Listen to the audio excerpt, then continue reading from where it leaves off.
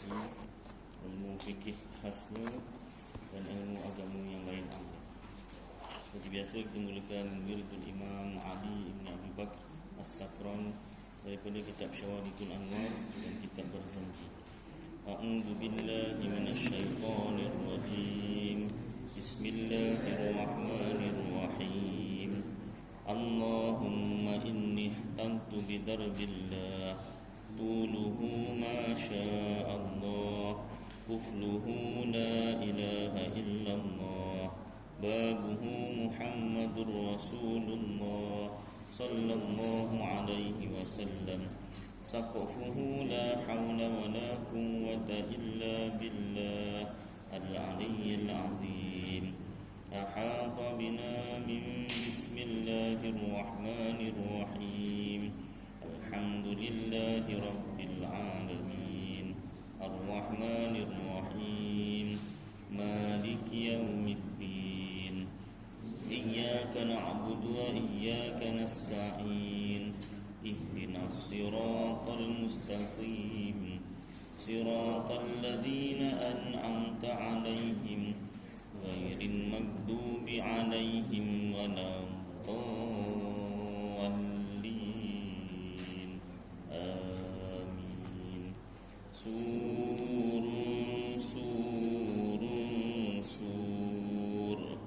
Allahu la ilaha illa huwal hayyul qayyum la ta'khudhuhu sinatun wa la nawm lahu ma fis samawati wa ma fil ard man dhal ladzi yashfa'u indahu illa bi idnihi ya'lamu ma bayna aydihim wa ma khalfahum wa la yuhituna bi shay'in min 'ilmihi illa bima syaa wasi'a kursiyyuhu as-samawati wal ard wa la ya'uduhu hifdhuhuma wa huwal 'aliyyul 'azim. Binastadarat kama stadaratil malaikatu bimadinatir rasul bila khandakin wala sur min kulli qadarin maqdur wa hadarin mahdur wa min jami'i syurur fatarwasna billah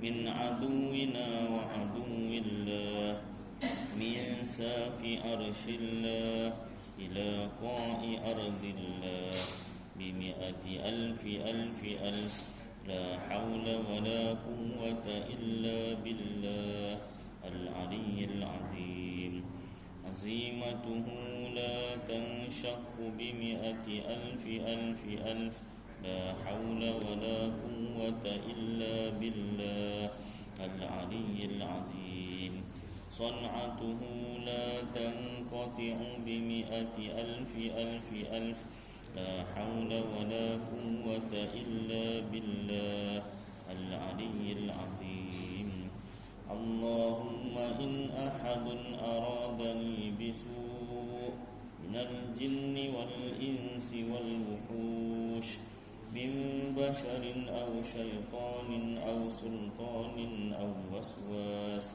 fardud nadarahum fi intikas wa qulubahum fi waswas wa aydiyahum fi iflas wa awbiqhum min ar-rijli ila ar-ra's la fi sahli yajda' wa la fi jabali yatla' bimi'ati alfi la hawla wa la quwwata illa billah al-aliyyil azim wa sallallahu ala sayyidina Muhammad wa ala alihi wa sahbihi wa sallam walhamdulillahi rabbil alamin.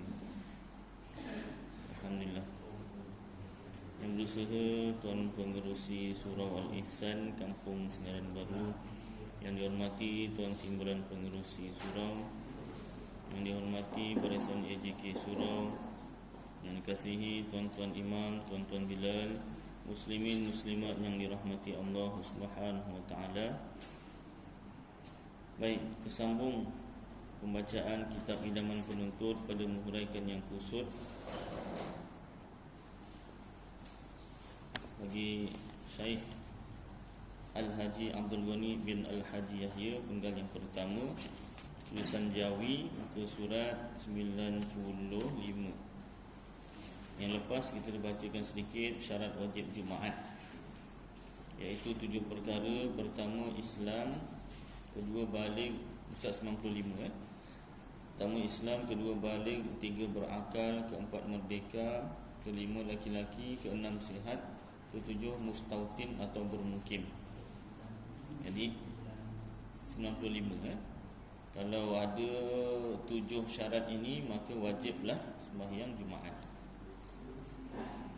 Baik, dia mesti 7 lah. Salah satu tak ada, tak wajib sembahyang Jumaat. Baik, yang seterusnya, syarat untuk mengesahkan sembahyangnya ialah 6 perkara. Pertama, dilakukan di dalam waktu zuhur, sekiranya suntuk masa hendak mengerjakannya, beserta dengan 2 khutbah masa suntuk. Adalah urusan satu kampung tu, ada urusan semua. Jadi terpaksa buat dah nak asar 4-8 minit, pukul 4 baru nak main Jumaat, contohlah kalau nak dibuat dengan situasi. Atau syak, adakah boleh cukup? Ni cukup ke ni? Atau tidak masa itu? Wajib sembahyang zuhur sahaja. Syak 50-50 pun dah wajib sembahyang zuhur sahaja. Atau tengah-tengah sembahyang Jumaat, habis waktu zuhur. Tengah sembahyang Jumaat, dah khutbah dah tadi sempat. Tengah sembahyang Jumaat, habis waktu zuhur. Habis Bilal kan sembahyang juga tu, titik bunyi tu jam, masuk waktu asar. Nescaya wajib disudahkan dengan sembahyang zuhur. Jadi kalau masa tu baru rakaat pertama, jadikan 4 rakaat, tambah lagi 3 lah. Kalau dah 2 rakaat, tambah lagi 2 rakaat. Dengan tak payah niat zuhur lagi, tak payah niat zuhur balik, terus sambung, jadikan 4 rakaat zuhur. Baik, yang kedua, didirikan atau dilakukan dalam kawasan perumahan. Ni kontroversi juga ni. Kitab ini qaul mu'tamad, maknanya pendapat ulama yang paling kuat. Kalau sembahyang Jumaat itu syarat untuk mengesahkan sembahyangnya, maknanya kalau tak ikut syarat sah ini, tak sah lah.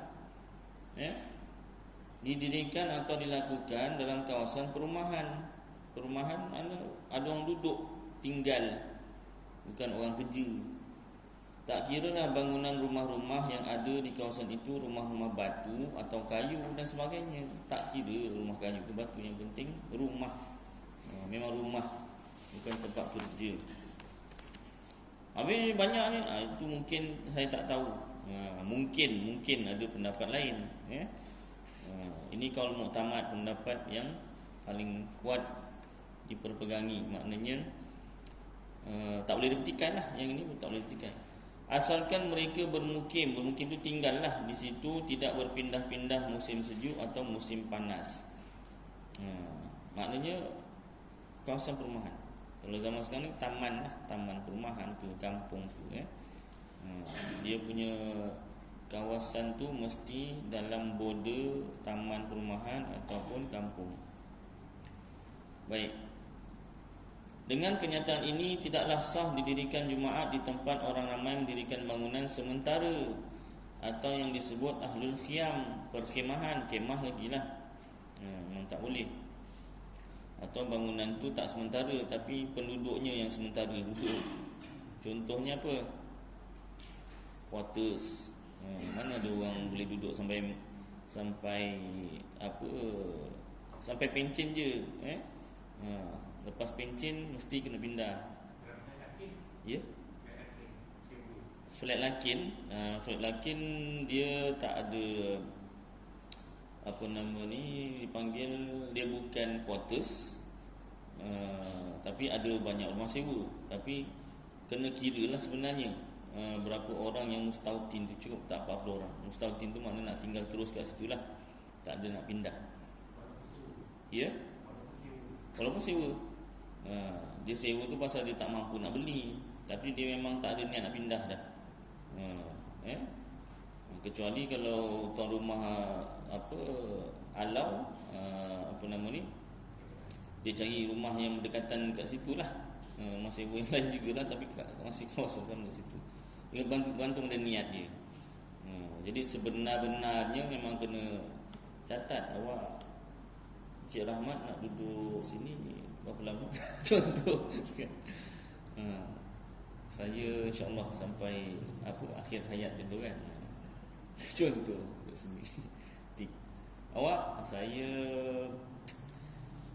lepas jejak umur 60 saya pindah insya-Allah. Jejak umur 60. Tak sampai 60 59 meninggal dah. Dia tetap dikira mustautin. Yang nak dikiranya tu bukan umur 60-nya tu, masa dia masih hidup tu, yang dia sekarang ni dia duduk ni, dia niat nak pindah suatu masa nanti, dia kira mukim. Jadi kena cari lagi mustautin 40 orang. 39 orang yang tadi dah ada kan seorang. Baik. Benda ni dah banyak berlaku kan, bukan dibuat di kawasan taman perumahan. Jadi nanti kita semaklah kitab lain, kod lah, ada kaul dhaif, kaul lain, pendapat ulama yang mengatakan dibolehkan, ataupun kalau bukan dalam mazhab kita Syafi'i, nanti saya cuba semak kitab mazhabul fiqh ala mazhabil arba'ah, kitab fikih 4 mazhab. Dah beli dah 200, belum baca. beli dah mahal, belum baca, masa tak ada. Malam kuliah, siang kerja sekolah. Jadi lainlah kalau orang nak menggaji kan, ustaz baca kitab ni sebagai gaji, contohlah kan. Lain cerita ni kan. Ni tak ada, jadi kenalah. Tunggulah bila masanya, mungkin cuti sekolah kan, nanti baca kan. Bab Jumaat, ataupun saya tebuk nanti baca bab Semayang Jumaat ke kan. Mana tahu ada pendapat mazhab lain selain mazhab Syafi'i yang mengatakan boleh. Buat masa ni saya kata tak tahu. Baik, dengan kenyataan ini tidaklah sah didirikan semayang Jumaat di tempat orang ramai yang mendirikan bangunan sementara atau yang disebut ahlul khiyam, ini perkhemahan, kerana keadaan mereka itu sama macam orang musafir, tidak mustautin. Mustautin ni memang dia niat nak duduk situ sampai akhir hayat. Tetapi jika mereka yang tinggal di situ, yang mukim tu tadi atau sementara tu tadi, mendengar suara orang bang di kampung yang berdekatan dengannya, kampung orang mustautin, dia dengar bang, wajiblah atas mereka hadir sembahyang Jumaat di kampung itu. Ni asal hukumnya ni, bang ni bukan bang mic dengan speaker. Asalnya ni bang mulut. Wah, pakat tak dengar semualah. Jadi pakai speaker pun celang belum macam kan, tak tahu, dengar azan butirannya tak tahu, dah senyap tu dah habislah tu. Sampai mana tak tahu, nak jawab apa tak tahu. Kalau azan mulut lagilah. Kalau maghrib isyak mungkin pasal dah sunyi sikit. Subuh kan, zuhur asar memang tak dengar, bising. Asal azan tu kan mulut. Sunat azan macam mana nanti kita tengok sekali-sekala, tengok dalam kitab ni tak ada bab azan. Tengok dalam Sabun Muhtadin ke apa kan, bab azan dalam kitab Sabun Muhtadin, salah satunya sunat azan atas menara. Jadi kena buat menara lah, surah Al-Ihsan. Nak dapatkan pahala sunat tu kan. Kalau tak ada menara, atas pintu bukan kat pintu, atas. Kalau pintu atasnya tak ada tempat nak naik, tak ada, pintu lah. Jangan pelik pula. Jadi Afif azan dekat pintu, dah kenapa pula si Afif ni, kan. Yang Bilal kena belajar, makmum pun kena belajar juga. Bilal dia belajar, makmum tak belajar kan kecoh. Ni Ustaz Aidil lah ni, tak pernah satu Malaysia azan, bukan satu Malaysia, seluruh dunia tak ada pernah azan kat pintu. Habis dah menara tak ada, atas pintu pula tak ada tempat azan, pintu lah. Kalau semua belajar tak ada masalah. Kalau kita je belajar, yang lain tak belajar kan jadi masalah. Dirakam lah. Tengok ni, tengok. Nampak? Viral pula. Siapa yang ngajar ni kan? Baik, azan kat menara. Contoh, itu zaman dulu Ustaz, tak ada speaker, tak ada mic. Sekarang kita speaker, mic moden ni jangan ketinggalan. Nak pakai mic boleh, tak salah. Nak pakai speaker boleh. Sunat muazzin tu berdiri atas menara tu masih kekal. Contoh Turki. Pula. Baik. Jadi salah satu contoh azan 4 penjuru, terus datang barat timur, kemudian sunat azan muazzinnya tu di menara 4 kali lah ulang, 4 kali ulang azan. Baik. Apa cerita? Itulah ceritanya sikit dah masuk sini balik. Nanti ada masa kita baca bab azan. Masuk balik sini, apa entah macam mana boleh jadi azan tadi tu. Mustautin. Suara bang ni tadi ceritanya, kalau dengar suara bang tu dari segi suara manusia lah. Tapi kalau nak pergi juga Ustaz, boleh. Asalnya kalau dia bang pakai mulut tak dengar, tak wajib. Tapi dia pakai speaker baru dengar Ustaz. Kalau pakai mulut tak dengar. Saya datang boleh tak Ustaz? Boleh. Dari segi wajib, dia tak wajib sembahyang Jumaat. Kalau macam tu saya nak cari rumah yang bukan mustautin, kemudian yang jauh daripada kampung mustautin. Itu dah niat macam tu. Tapi dari segi hukum memang tak wajib. Tapi wajib sembahyang zuhur lah. Yang tak sembahyang zuhur pula. Baik. Yang ketiga, jangan ada 2 atau berbilang Jumaat di tempat itu. Sekiranya ada, maka mereka yang sembahyang dahulu sahaja yang sah, dan yang kemudian tidak sah. Lumba serba cepat. Kita orang sembahyang dulu, kalah. Ini bukan perlombaan. Tak boleh macam tu. Inilah maksud dalam kitab-kitab yang mengatakan jangan didahului Jumaat yang lain dengan takbiratul ihram atau serentak di tempat yang sama, iaitu satu bandar atau satu pekan atau satu kampung. Kerana ditegah berbilang Jumaat pada satu pekan atau kampung. Kalau ramai, buatlah luar masjid pun boleh. Bentanglah tikar ke apa kan. Nanti ada modal, besarkan lagi masjid atau surau. Apatah lagi di sebuah masjid.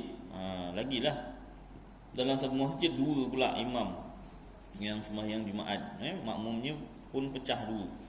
Dilarang, ditegah. Melainkan di kawasan-kawasan itu manusia sudah terlalu ramai dan susah mereka hendak berhimpun pada satu tempat. Dah luar masjid pun penuh Ustaz, tak muat juga.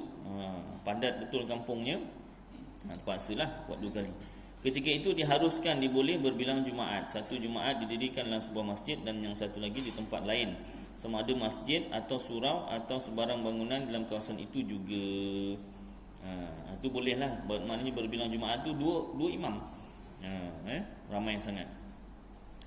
Jadi tentang masalah dahulu kemudian tak timbul semuanya sah belaka. Kalau macam tu tak ada timbul mana yang sembahyang dulu sah, yang kemudian tak sah, tak ada masalah. Sebab apa? Tak muat. Tetapi sunat diiringi dengan sembahyang zuhur pula lepas Jumaat itu, kerana meraihkan kaul pendapat yang mengatakan tidak sah berbilang Jumaat sekalipun ada hajat. Tapi sunat juga sembahyang zuhur lepas tu. Tak wajib Ustaz? Tak wajib. Tak payahlah Ustaz, suka hatilah. Ada yang kata berlaku lah. Tapi yang realitinya penduduk ramai, masjid kosong. Dia bukan penduduk ramai dan tak muat masjid. Bukan sini, tempat lain. Kalau penuh, luar masjid pun penuh, boleh buat. Sama ada 2 kali ataupun tempat lain yang dalam kampung yang sama. Adapun jika dilakukan berbilang Jumaat dengan tiada hajat, ini tidak ada sebab bagaimana disebutkan tadi, sama ada imam-imamnya bertakbir serentak atau syak 50-50, yang mana dahulu dan yang mana kemudian, nescaya tiada sah Jumaat kesemuanya sekali. Dan wajib atas mereka berkumpul semula di suatu tempat, memulakan Jumaat baharu serta dengan 2 khutbahnya. Itu pun dengan syarat waktu masih ada lagi. Dan jika waktu sudah suntuk, wajiblah sembahyang zuhur sahaja. Ini kan kecoh dulu kan. apa nama, Masjid PAS, Masjid BN dah Jumaat bayang ni jadi itu hukumnya. Ya saya. Macam mana? Macam mana?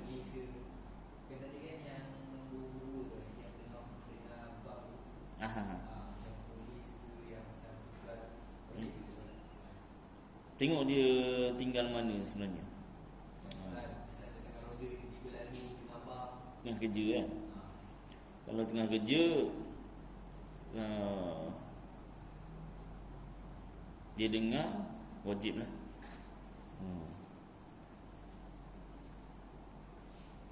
Pasal apa dia kerja kan, tengah kerja.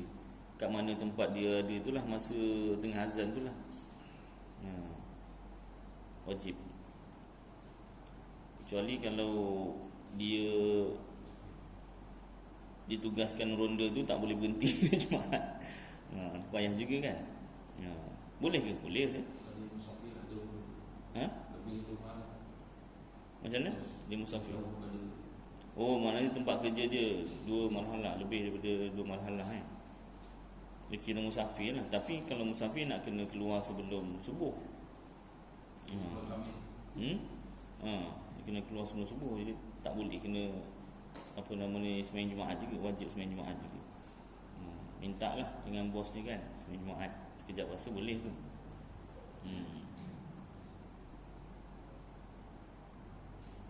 Tengoklah keadaan. Kalau dia tak dibenarkan, kalau langgar arahan boleh kena buang kerja ke apa kan. Itu jadi susah untuk diri dia untuk cari rezeki tu. Mungkin taubat lah. Sebab hukumnya tu wajib kan, taubat dan usahakanlah supaya dapat sembahyang Jumaat tu kan. Kadang-kadang kilang kalau kerja swasta lagi lah. Kilang kan, awak minggu ni sembahyang Jumaat, minggu depan tak boleh. Dia kena macam tu. Kalau dulu kecoh juga, tak boleh sembahyang Jumaat langsung kan. Ada yang gila-gila. Jadi apa nama ni, kalau berlaku kat Malaysia ni boleh buat aduan tu. Boleh buat aduan. Ustaz lah buat aduan. Kalau saya buat aduan, saya kena buang kerja. Macam tu. Payah pula kan. Doa lah supaya dipermudahkan dapat majikan yang membenarkan tu kan. Kalau biasanya yang tak bagi ni kadang-kadang majikan Melayu, majikan yang bukan Islam ni tak berani nak halang-halang lah. Tak tahulah kalau kat Malaysia dia macam tu. Usahakan taubat je lah. Kalau buat masa sekarang tak dapat lagi nak sembahyang Jumaat bekerja, taubat, sembahyang Zuhur, dan usahakanlah doa, usahakan supaya dapat sembahyang Jumaatnya. Baik. Yang keempat, dikerjakan dengan berjemaah sekurang-kurangnya pada rakaat yang pertama. Rakaat kedua tak ya Ustaz? Berkekalan hingga selesai sujud yang kedua rakaat itu. Sekurang-kurangnya pada rakaat yang pertama, berkekalan hingga selesai sujud yang kedua rakaat itu. Itu paling kurang. Lepas itu jika semua makmum bermufarakah, keluar daripada mengikut imam, dia sembahyang sendiri, tidaklah mengapa dan sah Jumaatnya. Mari kita amalkan mengamai. Jangan buat kerja. Jangan buat kerja. Mentang-mentang orang kan biasa lepas disalam bangun kan, Assalamualaikum warahmatullahi wabarakatuh. Belum baru kita Assalamualaikum warahmatullahi. Salam kedua terus bangun, belum istighfar, tak sempat istighfar lagi dah. Imam belum nak sapa lagi dah bangun dah semua kan. Itu pasal dia tak tahu sampai sekurang-kurangnya sampai sujud yang kedua. Kalau dia tahu tu habis. Ramai-ramai murakah. Ramai-ramai murakah. Bagus juga ilmu ni tak semua orang tahu. Semua orang tahu, ambil kesempatan nak ni kan. Sekurang-kurangnya rakaat pertama takbiratul ihram tu sampai bila? Sampai sujud yang kedua rakaat itu. Rakaat pertama tu sujud yang kedua. Dah masuk rakaat kedua terus murakah sembahyang sendiri. Wah, laju je. Ambil yang wajib je. Terus jalan Tapi kat masyarakat kita, satu, ilmu tak ada, tak sampai, maklumat tak sampai. Yang kedua, tak baguslah, tak apa elok. Dan boleh jadi orang kata sesat itu tapi dari segi hukum sah, kalau orang buat sah. Tetapi tentang bilangan 40 orang itu mesti disyaratkan berkekalan dari mula hingga akhir salam. Awak bukan bilangan 40. Kalau bilangan 40 awak kena sampai akhir salam. Kalau tak sah semuanya sebanyak-banyak dalam masjid. Awak bilangan 40 awak tak boleh. Jadi catat nama siapa? Selamat, Rahmat, syukur dia dah tempat lain. Minta maaf. Yang petik ni nama sampai 40. Ini jangan farakah pesan imam pesan, jangan farakah ni. Dekat kedua jangan farakah, terus sampai habis salam. Faham? Dah. Asalnya macam tu. Baik. Maka makmum-makmum yang dapat satu rakaat berserta dengan imam hukumnya dapat Jumaat. Yang kelima, hendaklah bilangan Jumaat pada Jumaat itu, jemaah pada Jumaat itu seramai 40 orang ahli Jumaat. Yang ini orang yang layak mendirikan Jumaat, termasuk imam sekali. Dan syaratnya tiap-tiap seorang dari 40 orang itu orang yang sah sembahyang bagi dirinya, sekalipun ia tidak sah menjadi imam bagi kaum itu. Pasal apa dia tak sah jadi imam, Ustaz? Mungkin sebutan ra-nya pelat, dia tak boleh sebut ra dengan betul, ra jadinya jadi dia tak boleh jadi imam. Sembahyang ni sah, dia bukan dia buat-buat, memang dia sejak lahir. Seperti orang ummi yang tidak taksir belajar, orang yang tak pandai, tak berapa fasih bacalah, yang tidak taksir belajar tapi tak kurang belajarnya. Dia dah belajar cuma tak dapat tak lepas.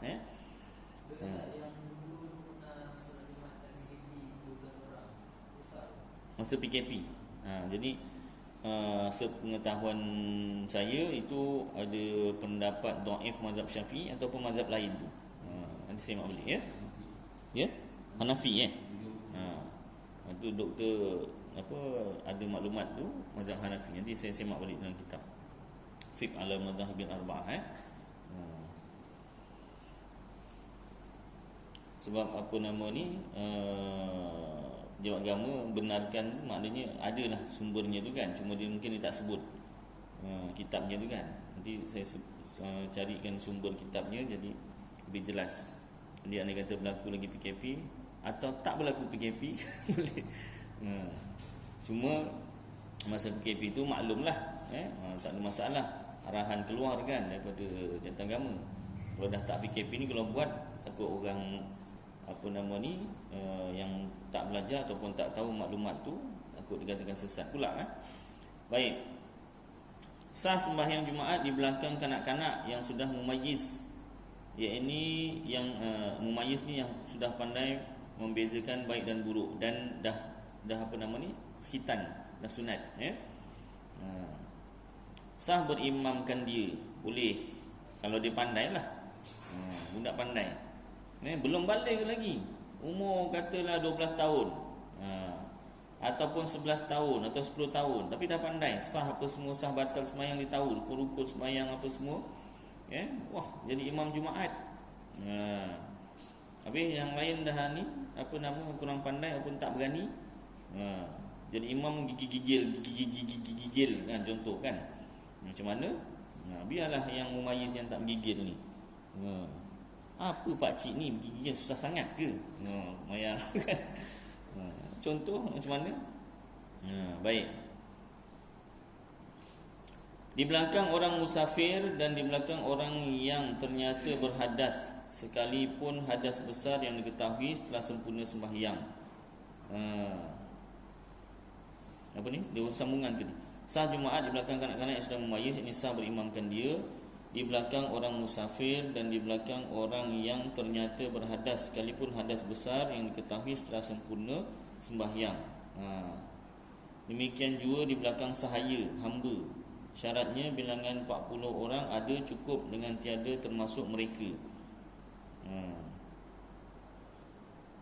Syaratnya yang imam tu tadi tak termasuk mereka, maknanya ada 41 paling kurang 41 orang termasuk mereka tu, dan mereka tu tak termasuk dalam yang imam-imam tadi tu, tak termasuk dalam yang 40 orang. Tetapi sekiranya mereka termasuk dalam bilangan 40, nescaya tidak sah Jumaat itu. Kalau mereka itu termasuk dalam bilangan 40, tak sah lah. Kena cek yang 40 orang ni betul-betul. Kena pula orang kampung tu yang 40 orang je. 40 orang lelaki, Jadi memang kena semak betul-betul lah. Kalau mazhab Syafi'i, qaul mu'tamad, pendapat yang kuat. Kalau nak pegang pendapat yang dhaif ataupun mazhab Hanafi tadi, Dr. Selamat cakap tadi, boleh juga. Sebagaimana telah dinyatakan dalam syarat yang keempat, bahawa bilangan 40 itu disyaratkan berkekalan hingga selesai sembahyang sampai beri salam. Maka jika berlaku kurang di tengah-tengah sembahyang sebab seorang daripadanya batal makan petai, rukuk, kuat, dah halai, sujud, apatah lagi, dan sebagainya, hendaklah mereka yang tinggal itu menyudahkan sembahyangnya dengan zuhur. Jadi yang 40 orang ni pun ataupun yang batal tadi tu kena beritahu yang lain juga ni. Minta maaf semua, saya dah batal ni. Sembahyang zuhur semua. Kena beritahu. Macam mana sembahyang zuhur? Macam tadilah, kalau baru 1 rakaat, tambah lagi 3, jadikan 4 rakaat. Kalau dah 2, belum beri salam, tambahkan lagi 2 rakaat. Tak payah tukar niat, terus jadikan zuhur, jadikan 4 rakaat. Azan dulu, nanti sambung lagi.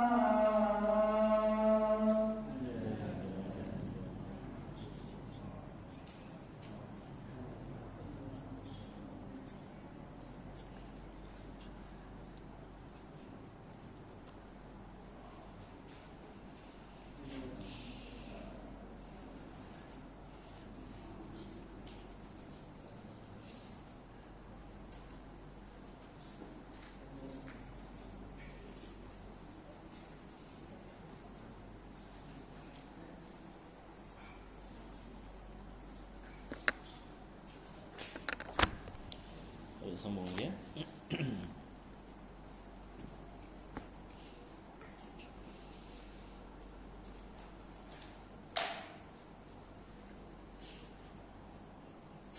Baik, yang 40 orang jemaah itu mestilah daripada awal sampai akhir sembahyang.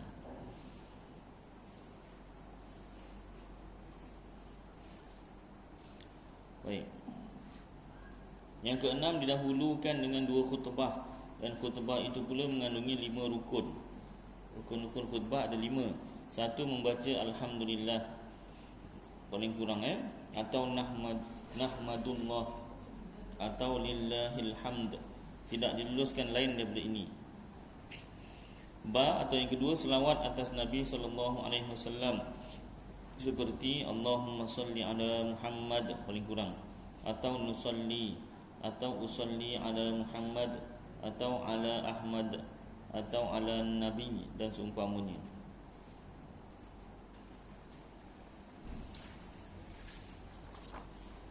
Yang ketiga ataupun wasiat atau berpesan kepada orang ramai dengan takwa Allah. Ketiga-tiga rukun ini paling kurang contohnya apa? Ittaqullah. Contoh paling kurang ittaqullah. Ketiga-tiga rukun ini wajib adanya dalam khutbah yang pertama dan yang kedua. Jadi dua-dua khutbah ada 3 rukun ni. Yang pertama alhamdulillah paling kurang, yang kedua selawat Allahumma salli ala Muhammad, yang ketiga wasiat atau pesan dengan takwa kepada Allah, ittaqullah. Yang keempat ataupun membaca satu ayat daripada ayat-ayat Quran pada khutbah yang pertama atau yang kedua, tetapi yang eloknya pada khutbah yang pertama. Ayat Quran yang biasa kalau di Johor dibacakan, ya ayyuhalladzina amanu atiullaha wa atiur rasul wa ulil amri minkum fa in tanaza'tum fi syai'in farudduhu ila Allahi war rasul in kuntum macam mana lupa pula imam tahulah. Lupa pula, minta maaf, Al-Quran salah ya pula. Baik, itu yang biasanya dibacakan. Dan ada tambahan ayat Quran yang lain. Jim ataupun yang kelima, doa bagi orang mukminin pada khutbah yang kedua, sekurang-kurangnya rahimakumullah. Biasanya kalau imam kat negeri Johor, Allahumma ighfir lil muslimin wal muslimat.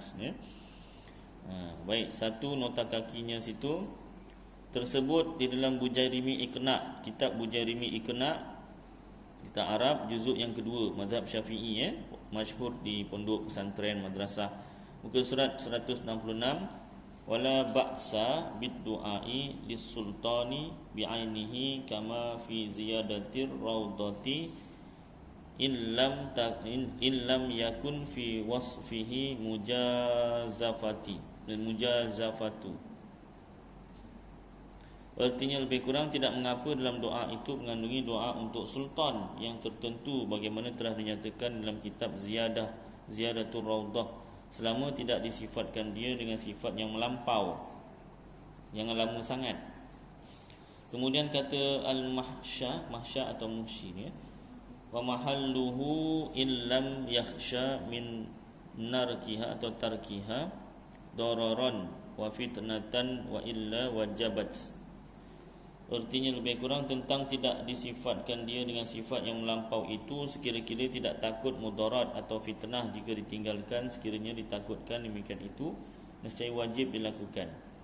Kemudian katanya lagi, lebih kurang melayunya demikian pendeknya doa untuk sultan yang khas itu harus dibolehkan. Adapun doa untuk ketua-ketua Islam dan penganjur-penganjurnya secara umum supaya memerintah dengan baik, mendapat hidayah dan adil itu sunat. Jangan panjang sangat. Syaratnya pula 8 perkara. Tadi rukun ada 5. Kemudian ada syaratnya, rukun yang wajib lah. Kemudian ada syarat, maknanya mengesahkan khutbah. Kalau tak ada syarat ni tak sah. Pertama dalam bahasa Arab, ini tentang rukun-rukunnya sahaja. Rukunnya apa? Pertama pujian pada Allah, alhamdulillah. Kemudian selawat. Kemudian Allahumma salli ala Muhammad. Kemudian wasiat atau pesan kepada orang ramai, ittaqullah. Kemudian baca Al-Quran bahasa Arab. Kemudian doa untuk orang mukmin, Allahumma ighfirlil muslimin wal muslimat bahasa Arab. Apa yang panjang-panjang bahasa Melayu tu, itu masuk pada wasiat, berpesan kepada orang ramai. Itu pun asalnya qaul mu'tamad mazhab Syafi'i, bahasa Arab. Ma'asyiral muslimin rahimakumullah. Tajuk khutbah kita pada hari ini itu dah masuk bahasa Melayu lah. Asalnya, hukum asalnya qaul mu'tamad, qaul yang kuat, pendapat yang kuat dalam mazhab kita Syafi'i, bahasa Arab. Orang tak faham, lama-lama fahamlah, belajarlah bahasa Arab. Asalnya bahasa Arab. Kalau nak bahasa Melayu atau bahasa lain, nanti kita semak ada tak qaul dhaif je saya. Tak apa, yang penting dengar. Susah tu nak cari yang bahasa Arab tu. Maknanya tak ramai yang buat bahasa Arab. Syukurlah dapat khutbah bahasa Arab. Yang pertama, macam mana nak faham? Satu, belajar Arab. Yang kedua, kena belajar Arab ni, memang tak ada cara lain. Kita belajar Arab lah. Tahu makna dia. Ataupun masjid buatlah apa nama ni, video ke apa kan, terjemahan dia kan. Tapi baca sendirilah. Bukan khatib yang bacakan. Itu asal, hukum asal. Kalau yang bahasa Melayu atau bahasa lain, bahasa Cina ke kan, bahasa India ke apa, Tamil ke apa, itu mungkin ada qaul dhaif. Nanti kita semak ada tak kitab-kitab yang lain lah. Baik. Kalau tak ada, kalau ikut apa nama qaul mu'tamad ni, kalau kita cakap bahasa selain bahasa Arab, dikira diam lah, dikira tak bercakap. Boleh tak diam lama macam tu? Maknanya bercakap bahasa lain tu selain bahasa Arab dikira diam. Boleh tak diam dalam masa yang lama? Nanti kita tengok. Yang kedua, mualat, artinya khutbah, antara khutbah yang pertama dan khutbah yang kedua, antara segala rukun-rukunnya dan antara khutbah dengan sembahyang. Mualat ni apa? Tak boleh jarak lebih kurang lama masa 2 rakaat sembahyang yang sederhana. 2 rakaat sembahyang yang sederhana lebih kurang 4 minit atau 5 minit. Katalah 5 minit. Jadi kalau khutbah bahasa selain bahasa Arab tu tadi, tak boleh lebih daripada 5 minit. Kalau lebih, dikira dah putus mualat. Bila dah putus mualat, khutbahnya kira tak sah. Itu ikut hukum asal. Ya. Kalau diselang, maknanya sebelum 5 minit atau sebelum 4 minit tu diselang baca Al-Quran, apa nama tu, masuklah pada rukun yang seterusnya tu, baca satu ayat daripada ayat Quran. Maknanya bolehlah, selamatlah.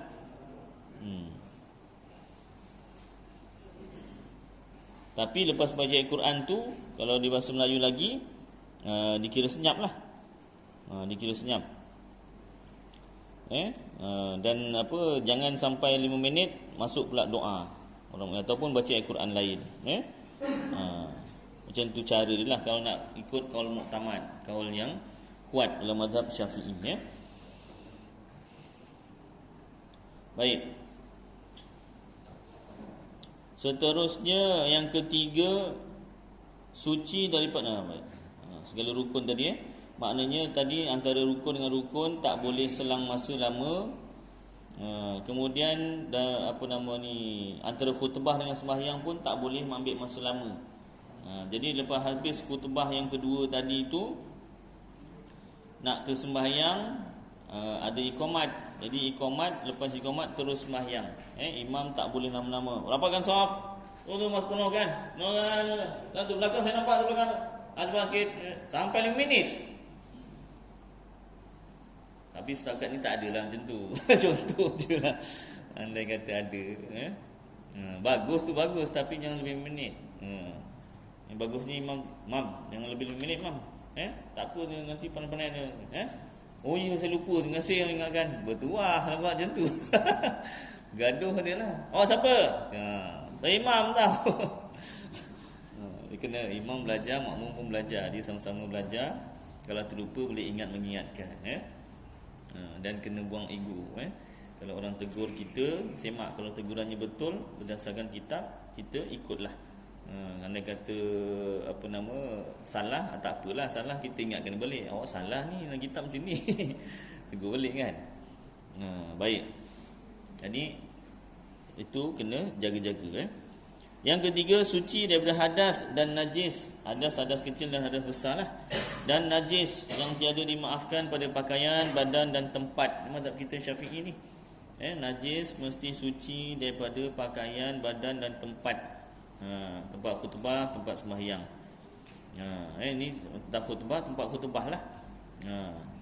Mentang-mentang khutbah dah lama sangat PKP tak ada baca khutbah, contohlah dah banyak najis, cicak ke, kena bersihkan tempat khutbah. Baik, pakaian dan badan. Yang keempat, menutup aurat. Baca khutbah kena tutup aurat, antara pusat dengan lutut. Yang kelima, berdiri bagi orang yang boleh berdiri pada kedua-dua khutbah itu. Yang boleh berdiri, kena berdirilah. Yang keenam, duduk berhenti sebentar antara dua khutbah itu sekadar tumak ninah. Tumak ninah kadar subhanallah. Dan lebih-lebih sedikit sekadar sempat membaca suratul Ikhlas dan elok dibaca sekali. Tu kan, antara dua khutbah tu biasa kan khatib duduk tu kan. Sunat baca suratul Ikhlas, khatibnya lah, khatibnya. Biasa duduk tu lepas dia baca doa tu kan, kemudian dia duduk, khatib duduk. Masa tu sebelum tu imam khatib akan baca innallaha wa malaikatahu yusalluna 'alan nabi ya ayyuhalladzina amanu sallu 'alaihi wa sallimu taslima. Wahai orang-orang yang beriman, selawatlah kamu ke atas innallaha wa malaikatahu, sesungguhnya Allah Taala dan para malaikatnya berselawat ke atas nabi. Ya wahai orang-orang yang beriman, ya ayyuhalladzina amanu sallu ya ayyuhalladzina amanu sallu alaihi, selawatlah oleh kamu atasnya, wasallimu sallu alaihi wasallimu taslima. Jadi arahan untuk selawat. Jadi kita selawatlah. Masa tu imam khatib duduk kan, baca sunat imam khatib baca suratul Ikhlas, dan makmum sunatlah baca doa, apa-apa doa. Itu antara tempat makbul doa antara dua khutbah tu. Sebelum tu lagi itulah ni kan, tu bacaan tu kan. Bagi orang yang membaca khutbah dengan duduk kerana tak boleh berdiri, hendaklah ia memisahkan antara dua khutbah itu dengan diam sebentar. Kalau khatibnya baca khutbah duduk sebab tak boleh berdiri, kena pisahkan dengan diam.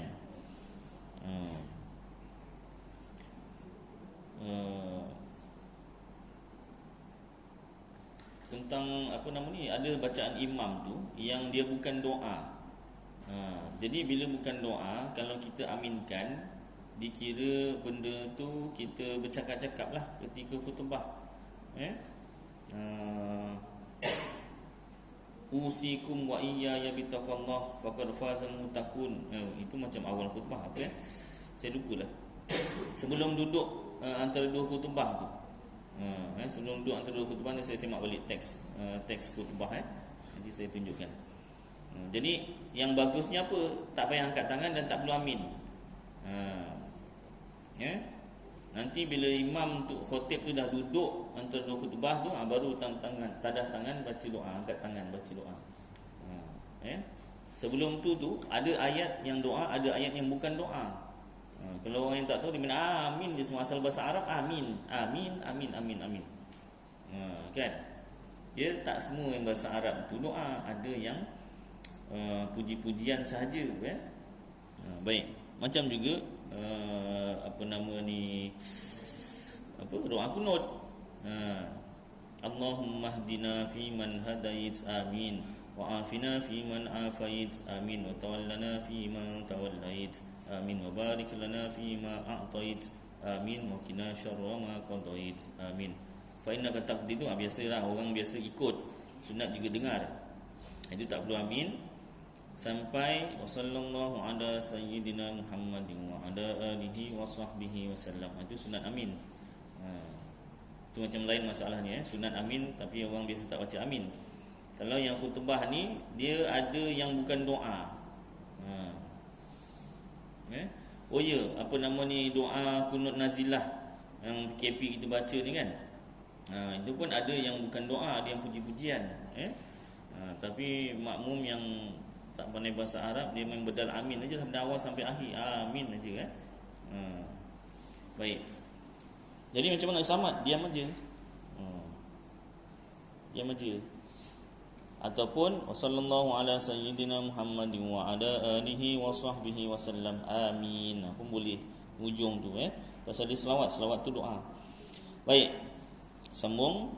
Yang ketujuh, habiskan sikit. Hendaklah didengarkan bacaannya kepada ke-40 orang yang hadir itu, sekalipun mereka tidak faham apa yang dicakapkan oleh khatib itu bahasa Arab, kecuali tidak mendengar kerana pekak.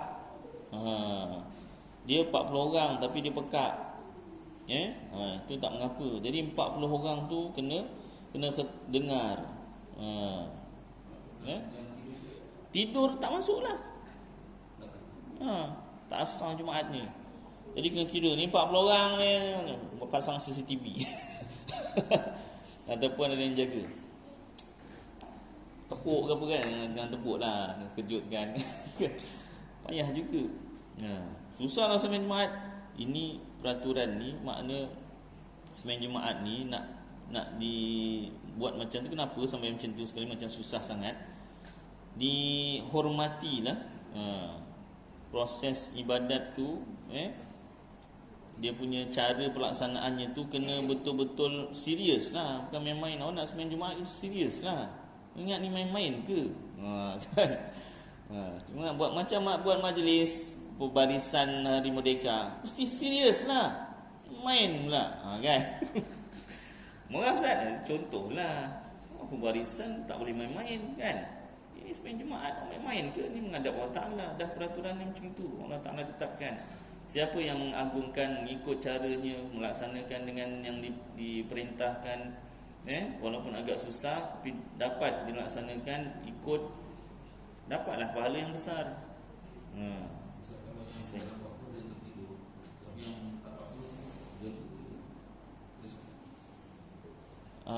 Yang tak 40, maknanya kalau yang tak 40 tu maknanya lebih 40 lah tu. Yang bukan mustautin. Tak boleh, dia kena yang mustautin tu, yang 40.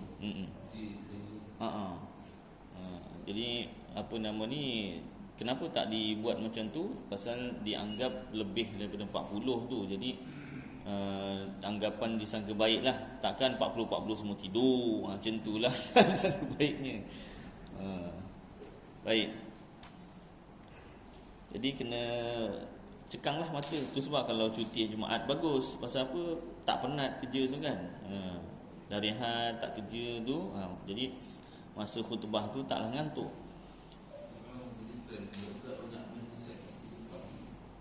Kalau dia masuk 40 dia tak dengar, tak asal juga. Yelah, bila main handset, mata dengan pendengaran dia tu dah tak fokus. Memang dia ada dua telinga, tapi boleh ke dia dengar dua benda satu masa? Kalau dia masuk dalam 40 tu tak sah nanti. Yang semua yang 40-40 tu nanti tak sah. Jadi kena elakkan lah, kena ketepikan handset tu kan. Kecuali kalau zaman sekarang ni khutbah Jumaat ada dekat internet, dia semak sama-sama. Salah mam lain ni. Tu boleh juga. Tapi hilang pahala Jumaat pasal apa? Tengah khutbah, tengah khutbah. Nantilah dah habis. Siap tegur. Ini dunia kan. Pasal apa kan dia boleh download kat internet tu, khutbah Johor lah. Negeri lain tak tahu.